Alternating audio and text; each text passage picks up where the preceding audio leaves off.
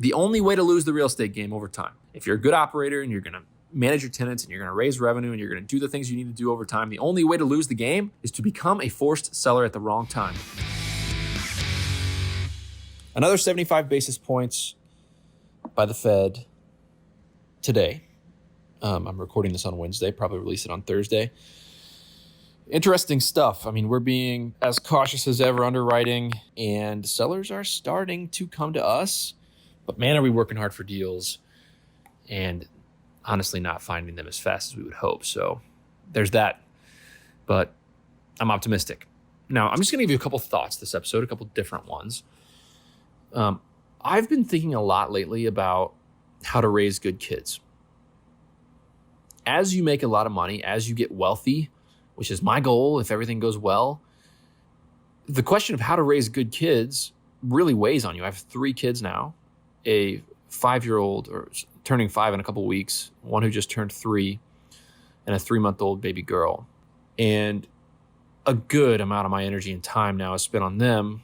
And how to raise a good kid is a stressful thing. How to be a good dad is a very stressful thing. Tons of decisions. Do you get childcare? How much time do you spend with them? What do you let them eat? How do you let them act? How do you discipline them? All these things, all these questions that are so, they shape the kid. These decisions that we're making now shape the kid. I mean, people say that, the school system is failing us because it's raising, bad kids. I totally disagree. I think it's, first of all, there's a lot of good kids in the world. And second of all, it's the parents. So what I've been thinking about is how to raise good kids as a person who's well-to-do, and as a lifestyle really changes. I don't want it to materially change. I believe in suffering. I believe in solving problems, even for myself. I never want to get soft. So I always want to find a way to suffer, find something that's really hard and challenges me. It's business, it's marriage, it's golf, it's dealing with these kids. I mean, life is, as I make more money and as I get better at business, life is definitely not getting easier by any means. It's also staying healthy and fit. I'm now 33 years old. Keeping my 6-pack is harder than ever. So I've met a lot of folks from, and when I think about this, I don't have a whole lot to lean back on data. I'm not from a wealthy family. I didn't grow up from a lot of wealthy families. So all I can really do is think about some of the people that I've met recently as my network has grown, as I've joined the country club, as I've met a lot of people on Twitter. I've met more and more folks from very, very wealthy families. I'm talking about generational wealth, not just, make $500,000 a year at a job and live in a really nice house and drive a $150,000, Escalade. I've met some folks from very wealthy families. We're talking private airline travel, $100 million businesses. And a lot of the people that I meet, they're soft. They walk around, like they're better than everybody else. And they don't add a lot of value to the world. Others, it's a complete dichotomy. Others are on the complete other end of the spectrum. They are tough. They're competent. They are strong, and they're humble. And they add tons of value to the world.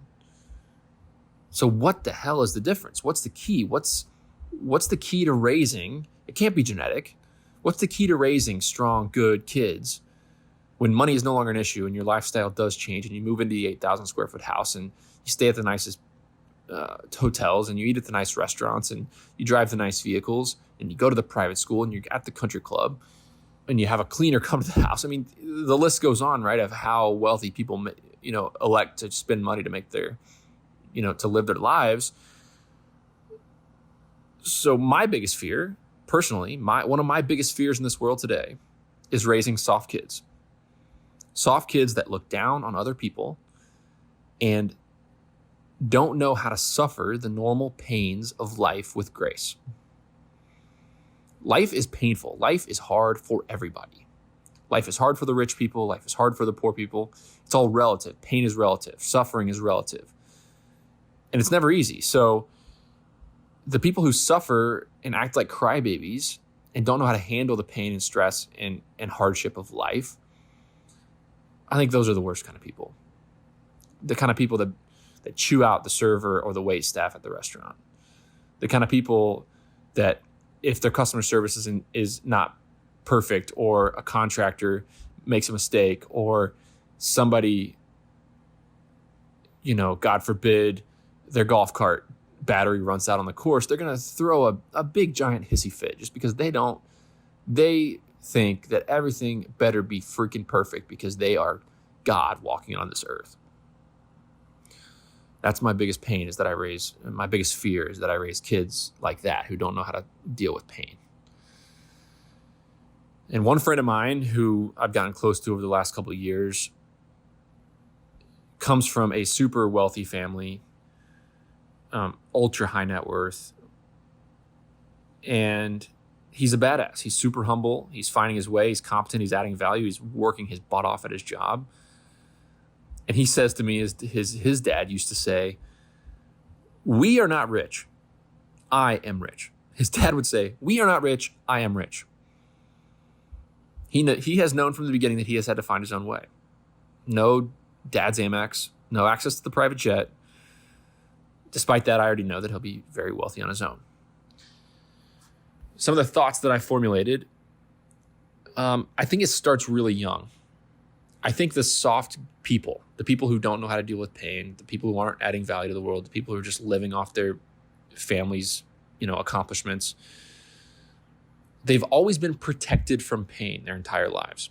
They've never been held accountable. They've always been bailed out, enabled, and they've never been forced to figure it out on their own. If a problem shows up, daddy or mommy steps in and solves it for them. If they make a mistake, they're shielded from the consequences by daddy and mommy. If they can't hack it, they mess up, there's a problem, they're never held accountable, and they can point a finger and blame somebody else. Their parents step in to bail them out from a teacher giving them a bad grade. Their parents step in and bail them out if they get caught drinking and driving as in high school. Their parents step in and bail them out if they total their car, if they drop their phone, or if they do any other reckless stuff that most people have to bear the consequences of. They just don't have to deal with those consequences. They don't have to deal with the regular things that regular people deal with. And those are the people that, when they're out on their own, there's nobody to protect them from the real world, they have a hard life. I honestly think that they're not happy and they're miserable because they've never been taught how to deal with pain. They've never been taught how to take care of themselves, and they've never been held accountable for their actions. I think the ones who win, the people who are successful, the people who are humble, they're raised to embrace the struggle, the pain, the failures. They're put in sports that their parents don't argue the coach to get them playing time. They're put in sports, they get beat up and knocked down, and sports is a great equalizer, but even in life, their parents aren't going to stick up for them and give them the money to buy a new vehicle if they total the first one. Their parents aren't going to stick up for them and get them out of trouble and fight for that grade that they lost to try to get to the Ivy League. Their parents aren't going to write the essays for them. Their parents aren't going to give them money and bail them out every time they need something. The ones who win are raised to embrace the struggle and the pain and the failures. Another part of it, I think, is the emotional stability. So many people have dysfunctional families. And I think the people who end up losing, and they're those people who don't add a lot of value to the world and just arrogant, I think that I'm going to frankly say, daddy issues, right? I mean, if their dads are loose cannons and disrespect them, they disrespect their mothers, they make irrational decisions, then they're going to struggle in life, period. If their fathers are loving, logical rocks that can be depended upon and encourage the kids and make the kids feel confident and give the kids the tools to succeed, but don't just hand them everything, then they end up believing themselves, and it's a beautiful combination, and they end up winning.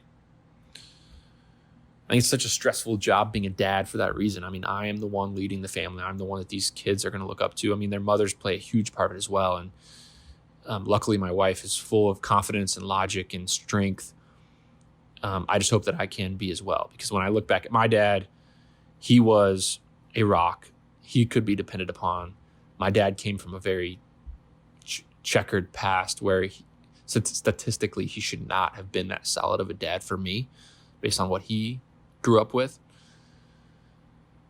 But he did a hell of a job. And now all three of my siblings and I are good kids, and we're working hard and we're making our way in life and we're enjoying it.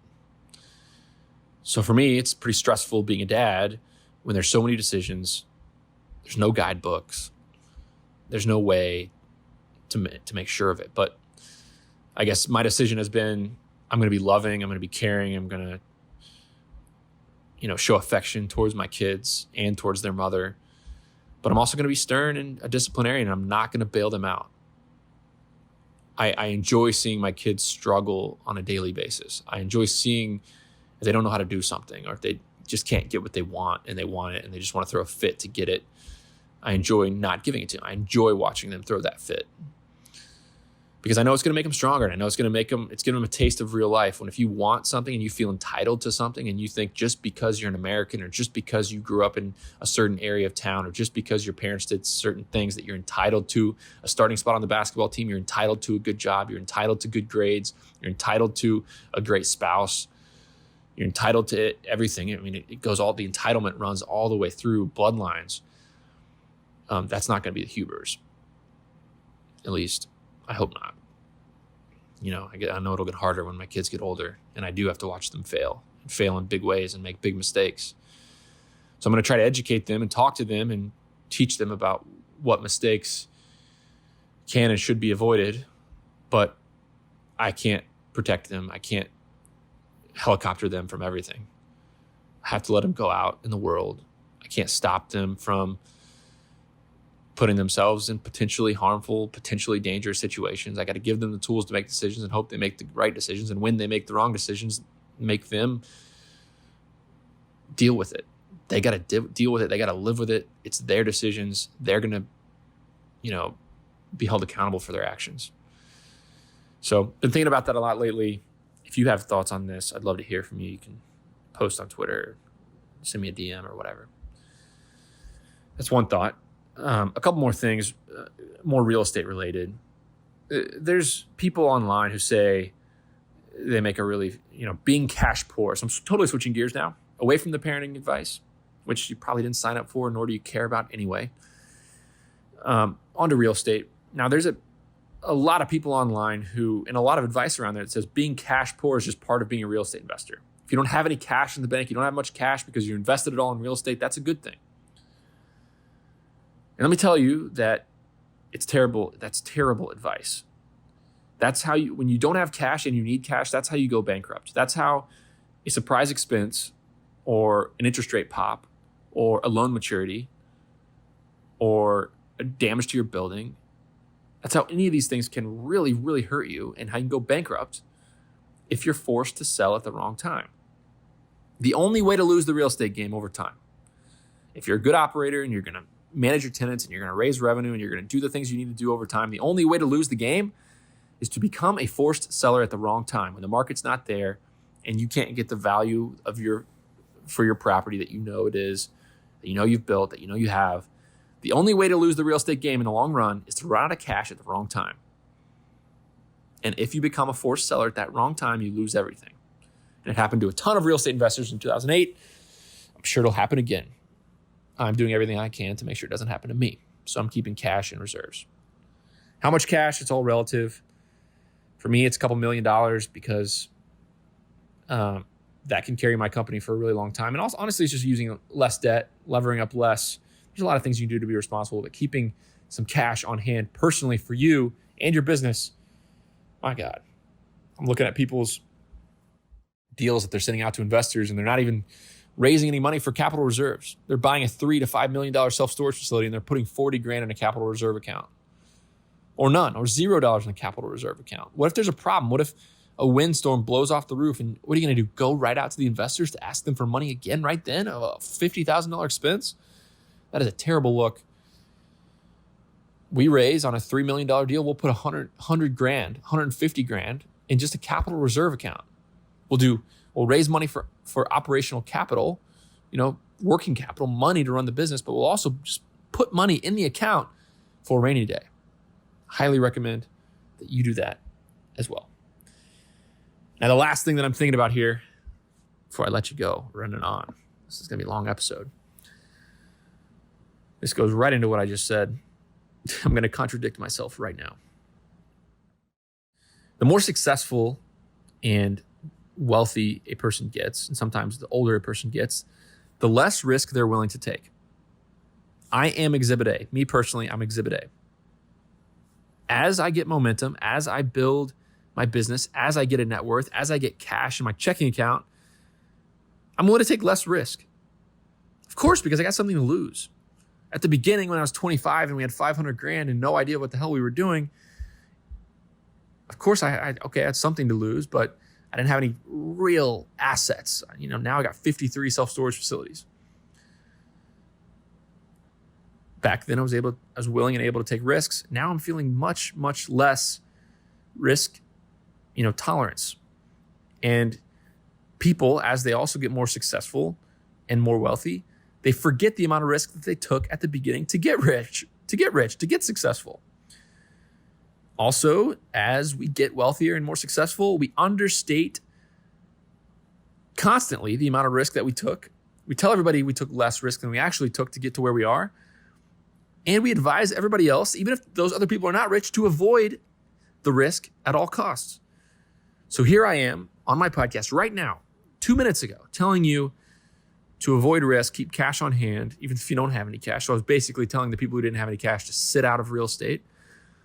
I was telling those people to avoid risk at all costs, even though I, as a 25-year-old who knew nothing about construction, nothing about self-storage operations, nothing about raising capital or doing a real estate deal, I put 500 grand in my own money, raised 500 grand from friends and family, and did a $2.4 million development project, from the ground up development project.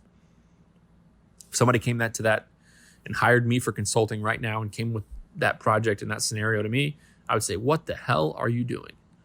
That is way, way, way too risky. And back in 2017 when we did this, or 2015, we started raising the money for this. We were just coming out of the recession, and people, values were really starting to go. Banks were starting to lend. Rates were kind of low. People were like, oh, another recession's coming right up. We're due. Last one was 2008. It's 2015 right now. Every 10 years, a recession hits. We're due. Nick, you're making a huge mistake. Don't do this deal. My father-in-law told me, don't do this deal. Friends told me, don't do this deal. Mentors told me, don't do this deal. But listen to me. You don't get rich by being a bear. You don't get rich by betting against progress. You don't get rich by always thinking that the sky is falling. So if you got nothing to lose, some rich guy is sitting back telling you not to do it and not take the risk, maybe you should remember that they probably are understating the amount of risk they took in the beginning. So take it with a grain of salt. Now, I'm all for low risk, making sure the odds are in your favor. I think I've always done that. That's why we've never had a huge loss. You can stack the table in your favor. You can start a small business instead of a tech company. You can do a real estate development after a lot of freaking research like we did. We kept some cash reserves, believe it or not, on hand when we did that first development. You can do things to reduce the risk, but you're going to hear guys like me telling you that the sky is falling. And as you get older, as you get wealthier, as you get more to lose, you start to think about more ways that things could go wrong. My job right now, managing $30 million of outside investor capital, $150 million self-storage portfolio. My job right now is to make sure things don't go wrong. Because all we got to do is survive and keep breathing and playing golf to get really stupid rich over the next 10 years. The only way all that doesn't happen is if I make a stupid decision and take too much risk and it all falls apart. So I spend almost all my time thinking about how I can protect my LP's money. I can protect my money. I can protect our assets. I'm looking at those tail events, those events that aren't very likely, but if they go wrong, there's a big, big problem. I'm looking at those events, thinking about how can I survive those events if they happen. I don't need to make money in those events. I can still bet on progress. I can still take some risk. But if those bad events happen, how can I make sure that I'm going to survive and we're going to hold on to these assets and the Nick Huber train is going to keep on cranking? So remember, my mindset in that scenario is much different than yours. So when you think about your scenario, what you're going through, It's probably much different than my scenario and what I'm going through right now. You got to take all the advice from all the people and think about the lens of which those people are giving you the advice from and what their motivations are and what their factors are and what their fears are and what they're working on and what they're doing, because it really, really, really, really matters. Thanks for listening. Talk to you soon. Juniper Square, the sponsor of this show, recently conducted some research to help you understand what real estate investment managers are doing to build stronger relationships with their investors and earn more referrals to new investors. Their new special report includes data on topics such as what factors are the most important for building investment relationships today, how technology is being used to provide a competitive edge, and the one technology integration that is driving more repeat investors and more referrals. To download this for free, visit junipersquareresearch.com. Again, to get this report for free, visit junipersquareresearch.com.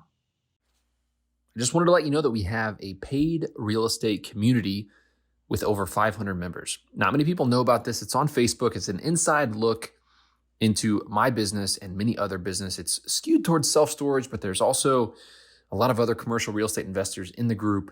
We're pinging ideas off of each other.